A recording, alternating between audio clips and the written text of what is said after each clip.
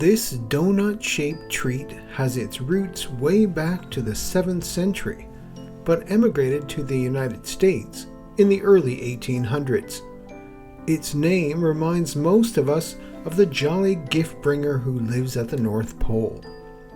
They can come in many different flavors and colors. They've even become the state pastry of Wisconsin.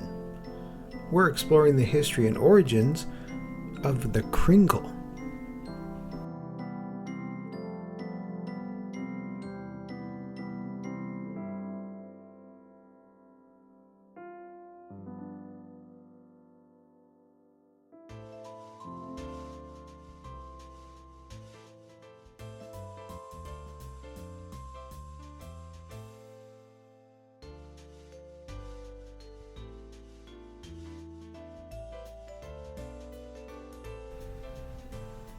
I'm your host, Glenn Warren, and welcome to another serving of Seasons Eatings, the podcast which explores the history and origins of your favorite Christmas foods. Seasons Eatings can be found wherever you download your favorite podcasts. And if you haven't already, I would ask you to subscribe. That way you won't miss an episode when it's released, and all future episodes will be available without you having to search for them. And if you can please take a minute and leave me a 5-star review, I would greatly appreciate it. And if you let me know you've left a review, I'll send you a Seasons Eating sticker as a personal thank you. If you can't leave a review, then all I ask is to share this podcast with anyone you think would love to learn more about our favorite Christmas foods. Seasons Eatings is also found on Facebook, Instagram, YouTube, and Twitter. All the links can be found in the show notes, which can be found on seasonseatingspodcast.com. And while you're there, you can buy me an eggnog. Just click on the little cup at the top of the page and leave a donation for as little as $3. Each donation is used for the running of the podcast and its general upkeep, so any help would be wonderful. Finally, you can let me know how I'm doing. Leave a suggestion for future episodes, or just say hello at seasonseatingspodcast@gmail.com.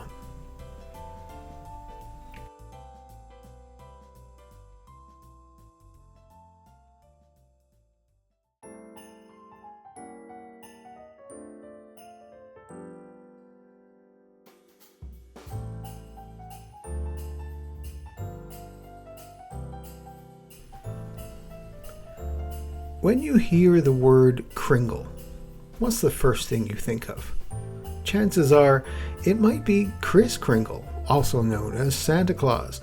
But if you're from Wisconsin, you know that Kringle has as much different delicious meaning.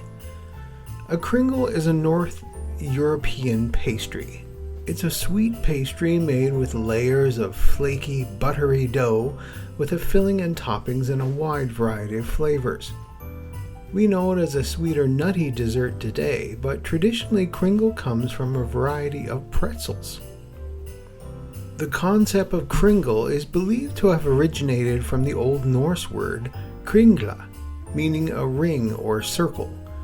This term was used to describe a variety of ring-shaped baked goods across Europe during medieval times.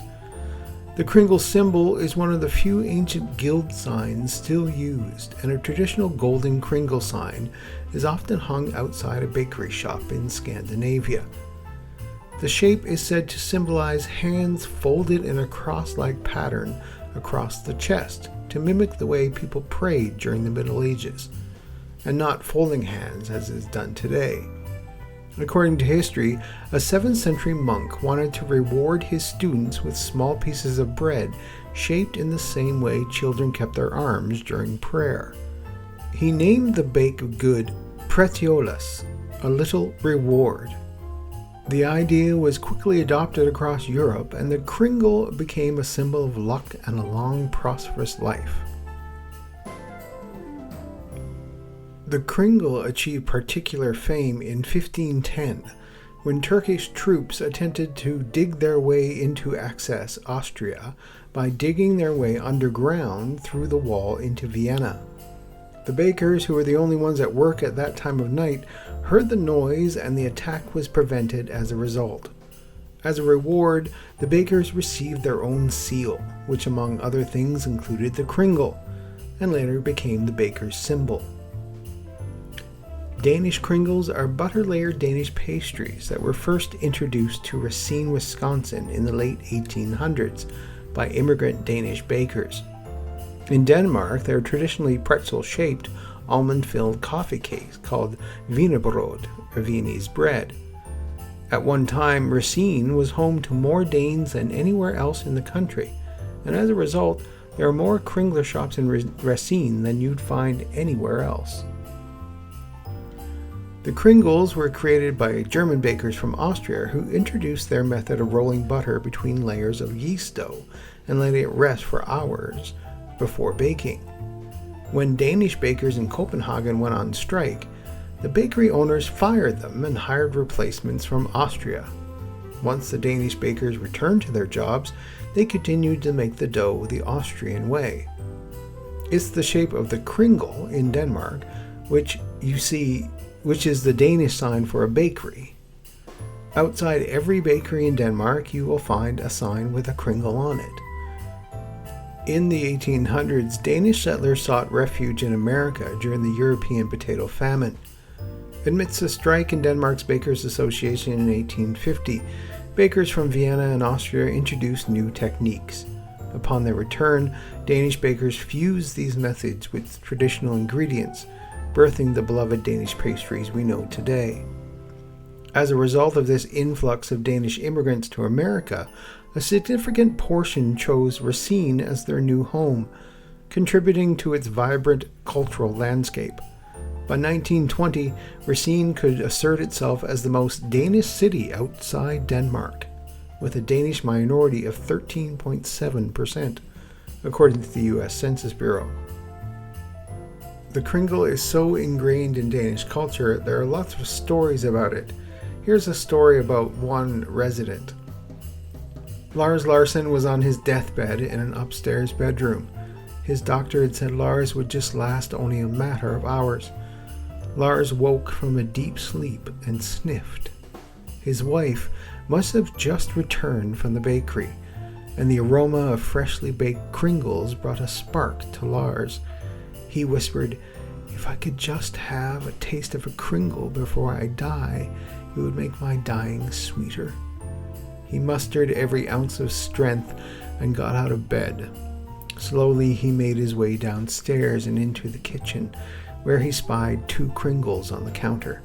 Just as he was reaching out to take his piece, his wife swatted his hand away.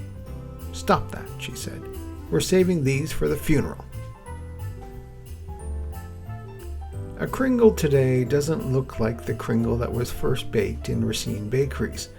You can find both today, but you'll find the oval shape primarily in the US. Kringle is the Danish word for pretzel, an ancient symbol for the Bakers Guild in Denmark.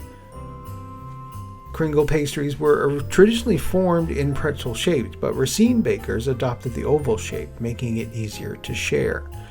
Making the Kringle's signature flaky buttery dough takes years of practice and old-world skill taught through generations.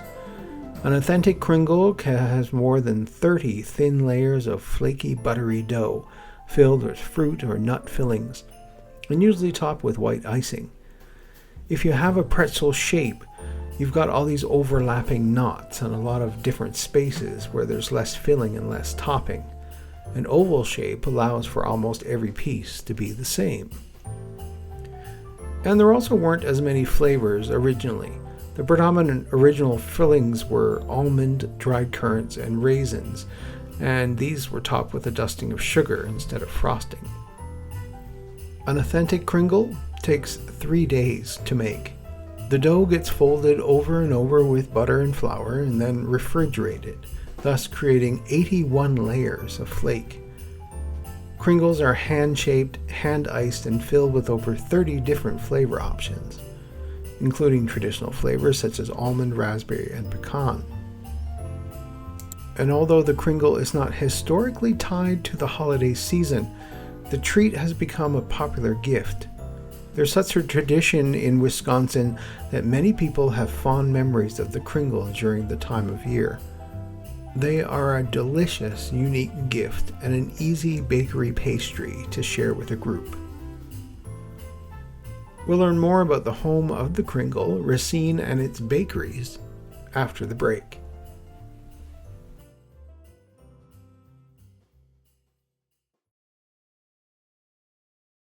What's up, dudes? I'm Jerry D of Totally Rad Christmas, the podcast that talks all things Christmas in the 80s. Toys, movies, specials, music, books, fashion, and fads. If it was gnarly during Christmas in the 80s, he's got it covered. Wait, is there a lot of things to talk about for the 80s and Christmas? Well, you got the movie giants like Christmas Vacation, Scrooged, and A Christmas Story. There are TV specials like Muppet Family Christmas, Claymation Christmas Celebration, and a Garfield Christmas special. Plus classics shown every year. You also jam out to Last Christmas, Do They Know It's Christmas, and Christmas in Hollis. But most of all, it was a time for the most bodacious, best-selling Christmas toys ever, like He-Man, G.I. Joe, Transformers, and Cabbage Patch Kids. Yes, them too. We cover them all, plus much more, including standard segments like Hap Hap Happiest Memory, Gag Me with the Spoon, The Other Half of the Battle, and Chant with the Littles. So tune in to Totally Rad Christmas everywhere you get your podcasts. Turn the clock back and dive into those warm and fuzzy memories. Later, dudes.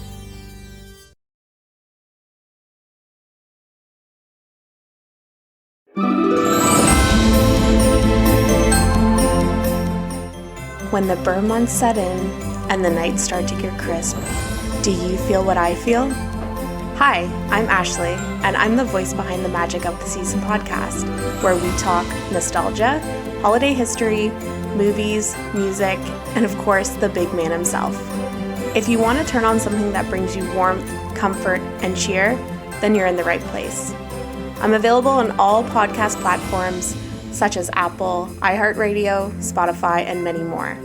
Follow me for some festive fun on my Instagram at the Magic of the Season podcast. Now grab your hot cocoa, get cozy, because it's story time.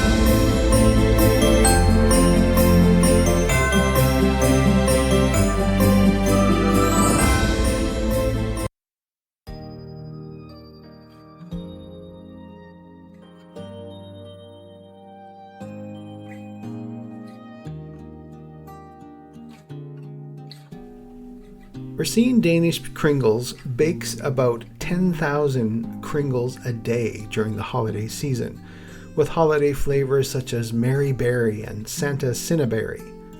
They ship to all 50 states as well as Canada and Puerto Rico. Born in 1905 in Odense, Denmark, baker Laurits Bent Benson immigrated to the United States in his 20s. He landed first in Iowa and eventually made his way to Racine, already home to an established community of Danish Americans. In 1934, Benson bought a corner lot in Racine, and the rest is history. 88 years later, Benson's bakery still operates at its original location. The shop has the hallmarks of a cozy neighborhood bakery, including display cases that showcase the shop's 13 Kringle varieties formed by hand. Their pecan Kringle is the most popular, and they also feature creative flavors such as a turtle or cranberry walnut. Kringle lovers can join their Kringle of the Month club. Today, the founder's great-grandson, Ben Laurits Benson III, is at the helm. Benson was not the first Kringle-making bakery in Racine, but it's the only one to roll and fill the pastries entirely by hand. All 36 layers. It takes 20 hours to make 2,000 pastries by hand, according to Ben, which means starting time for the bakers is typically 3 a.m.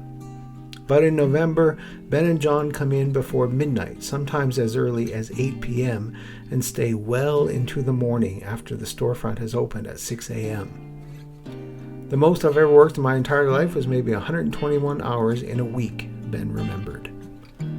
Ben took over from his father, Bent Benson Jr., who retired in 2016, but would still come in during the holiday season and help out for 3 or 4 hours, he says. He liked to be around when we were busy. He had a lot of pride in it. It's a fun atmosphere, just 3 or 4 guys making Kringles in the middle of the night and having some laughs. It's busy, but fun at the same time. My dad got me involved early. bringing me in here when I was 6 or 7 years old, got me helping sweeping and cleaning pans. Ben knew how to make Kringles by the time he was 14. Sometimes it's 5 hours a day. We're just rolling dough over and over and over, Ben explained. The task falls to him and his assistant baker, John Finer.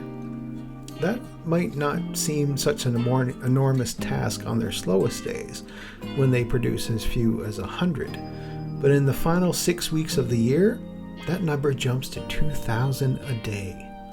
Shipping alone accounts for about 40,000 of those orders. O&H Bakery has been producing Kringles since 1949. Their 21 flavors include almond, cherry, and raspberry, and holiday flavors like eggnog or Christmas Kringle, with chocolate and peppermint filling and red velvet cake bits sprinkled over white icing. That's just from one bakery. Today, there are seemingly endless flavors, from cheesecake, apple, raspberry, to seasonal flavors like brandy old-fashioned and Christmas fudge. On what makes an authentic Danish Kringle, O&H Vice President Matt Horton says, "This is often the great debate. We believe that authentically really starts with the method to make a Kringle. Similar to other food, there can be so many ways to add ingredients slightly to make subtle differences in the bakery. However, we truly believe that following the same methods of our great-grandparents taught us is the most important lesson. That often involves patience because each Kringle takes 3 full days to make. O&H locations will sell around 10,000 to 15,000 Kringles in the stores alone every week. That doesn't include mail orders or Kringles made for wholesale customers like Trader Joe's. We have people coming to our stores with their suitcases on the way to the airport and stuffing them with Kringles for their holiday celebrations."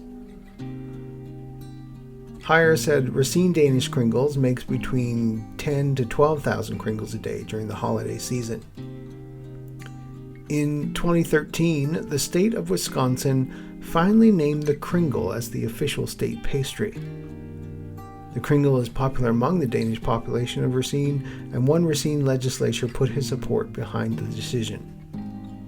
While there are many items in this biennial budget about which Republicans and Democrats disagree, I'm glad that my colleagues and I can find common ground around my suggestion to designate the Kringle as Wisconsin's official state pastry. Representative Corey Mason wrote in a letter to Governor Walker, according to the Capital Times. The cream puff was actually proposed to be the state pastry back in 2012, but it died in the assembly. Regardless of how they're made, by hand or by machine, the Kringle represents years of tradition and craftsmanship passed down through generations. Matt Horton believes sharing the tradition makes Kringles a popular part of the holiday season for many families. We all have the memories of the holidays and what makes them special. Often it's a mosaic of thoughts, from the company we keep to the decorations we put up to the favorite foods we eat. Many customers view Kringles as part of their special holiday tradition, and it's something they have had at family occasions over the years.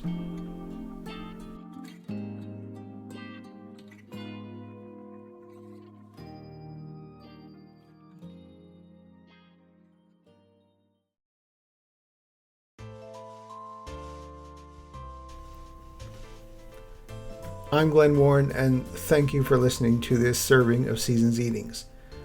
Seasons Eatings is available wherever you get your favorite podcasts. Please, if you can leave a review about the show so we can spread the Christmas cheer.